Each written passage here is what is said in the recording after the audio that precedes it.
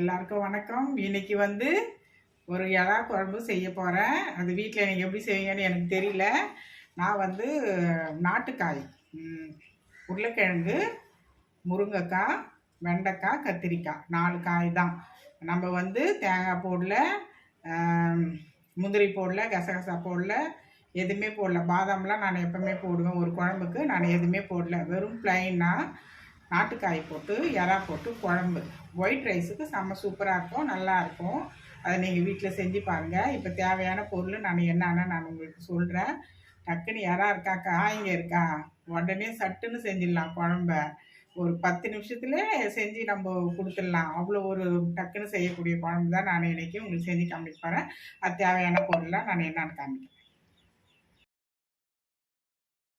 எறா குழம்புக்கு தேவையான பொருள் அது என்னென்னு நான் உங்களுக்கு சொல்கிறேன். இது டிஃப்ரெண்ட்டான ஒரு எறா குழம்பு. நீங்கள் வீட்டில் ப்ளைனாக செஞ்சாலும் சூப்பர் செம்ம டேஸ்ட்டாக இருக்கும். நீங்கள் வந்து கசகசாவோ இப்போ முந்திரியோ இப்போ தேங்காயோ எதுவோ அரைச்சியே போடணுன்ட்டு அவசியம் கிடையாது. இந்த மாதிரி செஞ்சு பாருங்கள்.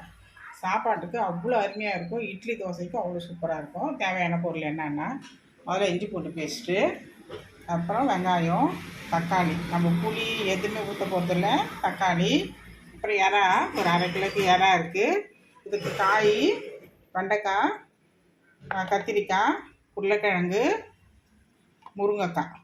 மொத்தம் 4 காய் இருக்குது. வெண்டைக்காய், முருங்கைக்காய், உருளைக்கிழங்கு, கத்திரிக்காய். அவ்வளோதான். இது காய். இந்த காய் தான் எல்லாமே வந்து நாட்டுக்காய் தான். எதுவுமே வந்து இங்கிலீஷ் காய் எதுவுமே கிடையாது. நாட்டுக்காய் தான் நம்ம போட்டு குழம்பு வைக்கிறோம். அப்புறம் வந்து மஞ்சத்தூள், மிளகாய்த்தூள். இப்போ வந்து கொஞ்சோண்டு சோம்பு மட்டும் போட்டுக்கலாம். எண்ணெய் வந்து வெறும் நல்லெண்ணெய் தான் ஊற்றுறேன், எந்த ஒரு எண்ணெயும் கிடையாது. இப்போ வந்து எண்ணெய் இந்த நாட்டு காய் போட்டு நம்ம குழம்பு வைக்கிறோன்னா, இந்த 2 காயும் நம்ம போட்டு வதக்கி எடுத்துக்கணும். எண்ணெயில் போட்டு வதக்கி நம்ம எடுத்துகிட்டு அதுக்கப்புறமா என்ன பண்ணுவேன், வெங்காயம் போட்டு வதக்கிட்டு இஞ்சி பூண்டு பேஸ்ட் போட்டு தக்காளி போட போகிறோம். அப்புறம் கொஞ்சம் உப்பு போட்டுக்கலாம், மிளகாத்தூள், மஞ்சத்தூள், எறா போட்டுக்கலாம். இப்போ என்னென்னா, இந்த சோம்பு கூடிய இந்த கத்திரிக்காயை போட்டுருங்க. இந்த வெண்டைக்காயும் போட்டுருங்க.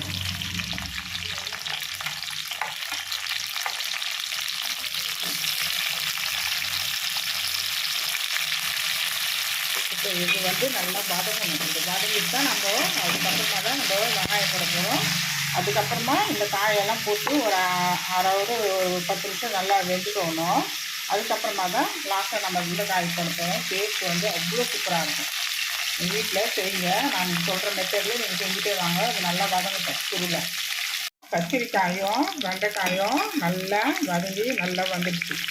இப்போது போட்டது நல்லா விரிஞ்சு நல்லா வந்துடுச்சு. நம்ம ஒரு தட்டில் இதை தனியாக எடுத்து வச்சுக்கலாம். இப்போ நம்ம வந்து உருளைக்கிழங்கும் முருங்காயும் வேக விட்டுட்டு தான் நம்ம அதுக்கப்புறம் போட போகிறோம். முன்னாடியே போட மாட்டோம். இப்போது நல்லா சுருண்டு நல்லா வந்துடுச்சு.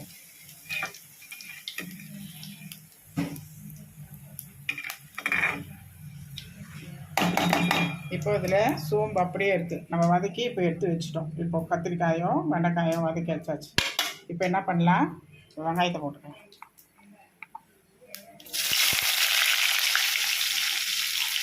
இப்போ வெங்காயம் நல்லா வதங்கணும்.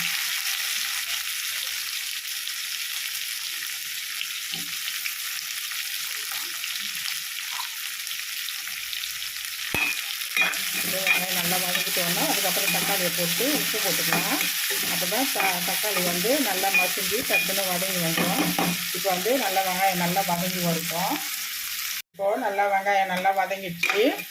நல்லா வதங்கி நல்லா அந்த ஒரு கண்ணாடி பதம் தாண்டியே வந்துடுச்சு. நல்லா இப்போது இப்படி தான் இருக்கணும். ஏன்னா வந்து காலையில் வச்சுட்டு நம்ம சாயந்தரம் சாப்பிட்டா நைட் சாப்பிட்டா கூட குழம்பு ஒன்றுமே ஆகாது. ஈரப்பதம் எப்போவுமே இருக்கக்கூடாது வெங்காயத்தில்.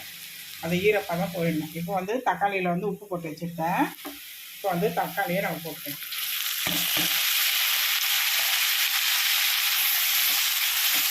வெங்காயத்தில் கருவேப்பிலை போட்டு கருவேப்பிலையை போட்டால் லாஸ்ட்டாக கொத்தமல்லி மட்டும் போட்டுக்கலாம்.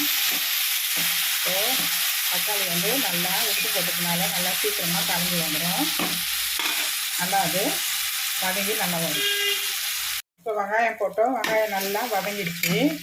இப்போ வந்துட்டு இஞ்சி பூண்டு பேஸ்ட்டு ஒரு 2 ஸ்பூன் இஞ்சி பூண்டு பேஸ்ட்டு நம்ம போட்டுக்கலாம்.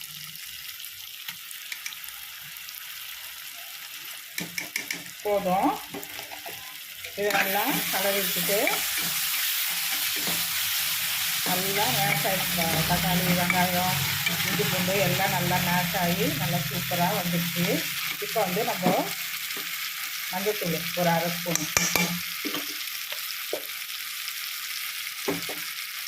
இப்போ வந்து மிளகாத்தூள் 4 ஸ்பூன் போட்டுக்கலாம். காரம் கொஞ்சம் நல்லா இருந்தால் நல்லாயிருக்கும்.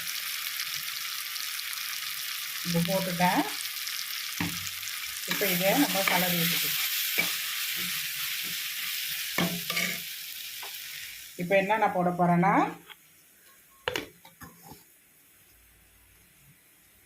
எறா, உருளைக்கிழங்கு, முருங்கைக்காய் நம்ம இதை போட்டு இப்போ வந்து வேக விட்டுக்கலாம்.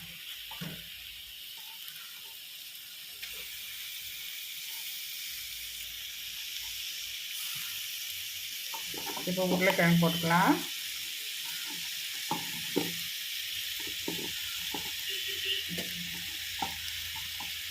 கறி வாஷ் பண்ணிவிட்டு தண்ணி ஊற்றிக்கலாம். அவ்வளோதான். காய் வேகிறதுக்கு இப்போ தேவையானது தண்ணி, அவ்வளோதான். இப்போது இது நல்லா வேகணும். இந்த காய் வெந்தோன்னா அதுக்கப்புறம் நம்ம கத்திரிக்காயோ வெண்டைக்காயோ அப்புறமா போட்டுக்கலாம். அவ்வளோதான், வேறு ஒன்றும் இல்லை. லாஸ்ட்டாக கொத்தமல்லி போட்டுக்கலாம். உப்பெல்லாம் போட்டுட்டேன். இதில் வந்து நம்ம எந்த ஒரு கரம் மசாலாவோ எந்த ஒரு மசாலாவோ நம்ம போடணுன்னு அவசியம் கிடையாது. நம்ம இப்படியே போட்டு இப்படியே செஞ்சோம்னா நல்லா சூப்பராக டேஸ்ட் இருக்கும். இப்போ நல்லா வேகட்டும் ஒரு 10 நிமிஷத்துக்கு. இப்போ நம்ம கத்திரிக்காயும் வெண்டைக்காயும் அது வதக்கி வச்சுட்டோம்.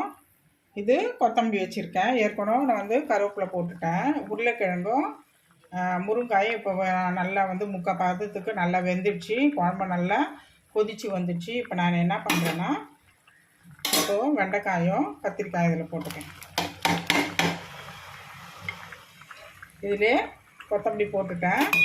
இப்போ அவ்வளோதான். இது ஒரு 10 நிமிஷத்துக்கு இதில் வந்து உப்பு காரம் எல்லாம் ஏறுறதுக்காக இது ஒரு 10 நிமிஷம் அவ்வளோதான். இறாலாம் பாருங்கள் நல்லா வெந்து நல்லா சூப்பராக வந்துடுச்சு பாருங்கள். இறா இது முக்கால் பதத்துக்கு நல்லா வந்துடுச்சு. உருளைக்கிழங்கும் நல்லா வெந்து நல்லா வந்துடுச்சு. இது சும்மா ஒரு 10 நிமிஷம் வெந்தால் போதும். நம்ம குழம்பு ஆஃப் பண்ணிக்கலாம். இது வந்து நல்லா சூப்பராக நல்லா டேஸ்ட் நல்லாயிருக்கும். இது நம்ம வெள்ளை சாதத்துக்கும் எடுத்து வச்சுக்கலாம். தோசை, இட்லி எது வேணாலும் வச்சு நம்ம சாப்பிட்டோம்னா சூப்பராக நல்லா டேஸ்ட் நல்லாயிருக்கும். இப்போ காலையில் வச்சுட்டு நைட்டு சாப்பிட்டா கூட கெடாது நல்லாயிருக்கும். ஏன்னா வெங்காயம்லாம் நல்லா வதக்கிட்டோம். நம்ம இஞ்சி பூண்டெல்லாம் நல்லா வதக்கிட்டு அதுக்கப்புறம் தான் செஞ்சதுனால கெடாது நல்லாயிருக்கும். வெறும் குழம்பு மிளகாய் தூள் தான், மஞ்சள் தூள் தான் பண்ணேன். வெறும் நாட்டுக்காய் போட்டு இன்றைக்கி இறா குழம்பு உங்களுக்கு எப்படின்னு செஞ்சு காமிச்சிட்டேன். அதை நீங்கள் வீட்டில் செஞ்சு பாருங்கள். செஞ்சு பார்த்துட்டு மறக்காத எனக்கு சப்ஸ்கிரைப் பண்ணுங்கள். வீடியோ பார்த்துட்டு விட்டுறாதீங்க. அவ்வளோதான். இப்போ வந்து குழம்பு வந்து நான் வந்து ஆஃப் பண்ணிடுறேன். நல்லா இப்போது எல்லாமே நல்லா வெந்து வந்துடுச்சு. உருளைக்கிழங்கு, கத்திரிக்காய், வெண்டைக்காய் எல்லாமே நல்லா வெந்து நல்லா வந்துடுச்சு.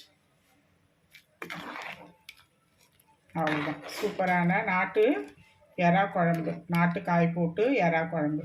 எறா பாருங்கள் நல்லா வெந்து நல்லா வந்துடுச்சு. அவ்வளோதான், போதும். இது ரொம்பவே வெந்ததுன்னா ஒரு மாதிரி நல்லா இருக்காது. நல்லா கொஞ்சம் இது வந்து ரொம்ப திக்காக இருக்கக்கூடாது. கொஞ்சம் தண்ணி பதத்தில் இருந்தால் தான் இந்த குழம்பு நம்ம வெள்ளை சாப்பாட்டுக்கெல்லாம் ஊற்றி சாப்பிட்றதுக்கு நல்லா சூப்பராக டேஸ்ட்டு நல்லா இருக்கும். பாய், தேங்க்யூ. இந்த குழம்பு செஞ்சு பாருங்கள், சூப்பராக இருக்கும், நல்லாயிருக்கும். பாய்.